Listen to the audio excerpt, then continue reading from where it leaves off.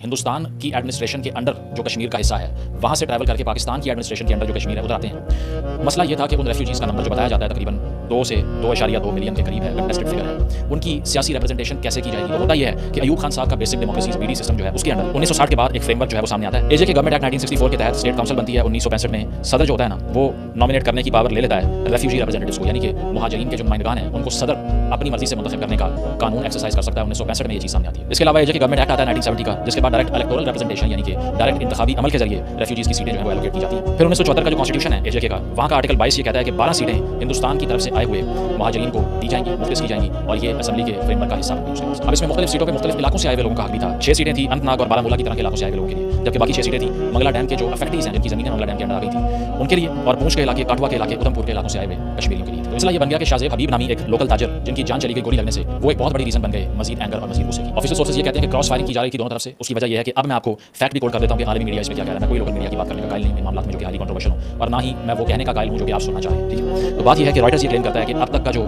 Number है casualties का, जितने लोगों की जान गई है, उसमें 4 पुलिस अफसर, 4 पुलिस ऑफिसर्स, एक पासर भाई है यानी कि पास से कोई आदमी गुजर रहा था उस बेचारे को भी गोली लग गई, 6 प्रोटेस्टर्स, 6 एहतजाज करने वालों की जान गई। तो कुल नंबर क्या बना? 4, 6 और 1, 11 अफराद की जान गई है। इन 11 में से 6 एहतजाज करने वाले थे यानी कि एक्शन कमेटी के कारिंदे थे, 4 पुलिस वाले थे, लॉ एनफोर्समेंट, और एक जो था वो पासर भाई था। तो ये रेशो है जनाब जो कि ये बताती है कि वायलेंस का इस्तेमाल हर तरफ से हुआ है। उसकी वजह ये है, अगर नहीं हुआ तो 4 पुलिस वालों की जान की जाने की खबर रॉयटर्स क्यों लगा रहा है? पहला सवाल। दूसरा सवाल ये कि बीबीसी उर्दू भी यही कहता है, जो कि एक और इंडिपेंडेंट मीडिया ऑर्गेनाइजेशन है, इंटरनेशनली फाउंड है। 7 कैजुअलिटीज रिपोर्ट की जाती हैं, 4 पुलिस वाले, 3 एहतजाज करने वाले।